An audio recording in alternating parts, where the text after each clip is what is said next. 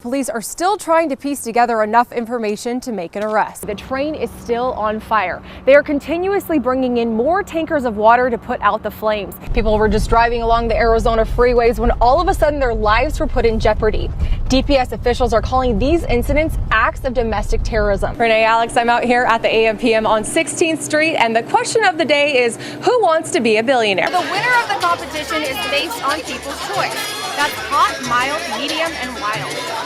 Roadways have been blocked off for hours as investigators are collecting evidence after a woman was struck by the vehicle behind us.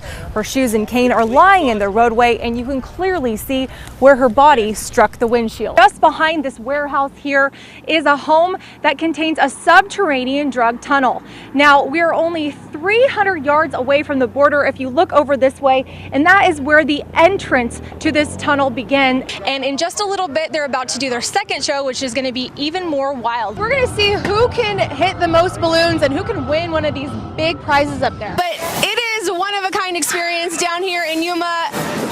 Creatures of the wild at the Yuma County Fair. Well, the political storms of the 2016 campaign were in full force today as a wild card emerged that had a lot of people talking. Former contestant Corey Clark is used to facing judges on American Idol, but Thursday in Yuma County he faced a different kind of judge. The petition. They need 350,000 more signatures in order to force a recall election. And back on the local front, two Arizona sisters went to the state capitol this week, not for a school field trip, but to get lawmakers to back anti-bullying legislation. Federal officials seized a cross-border tunnel Wednesday morning following a lengthy investigation involving Drug Enforcement Administration, U.S. Immigrations, Homeland Security, and other agencies.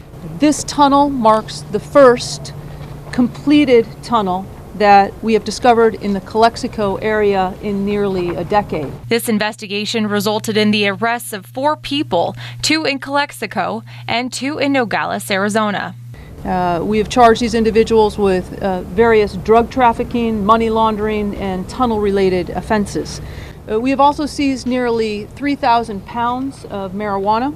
The tunnel stretches from El Serape restaurant in Mexicali to the 3-bedroom house on 3rd Street in Calexico, which is only 300 yards north of the international border. This home behind me here is the exit to the 415-yard drug tunnel that begins in Mexicali. Now, local authorities say that this is the first time they've seen drug smugglers construct a home solely for the purpose of concealing a subterranean drug tunnel. Duffy said the home and tunnel were constructed right under the watchful eye of law enforcement. They built this residence on the property.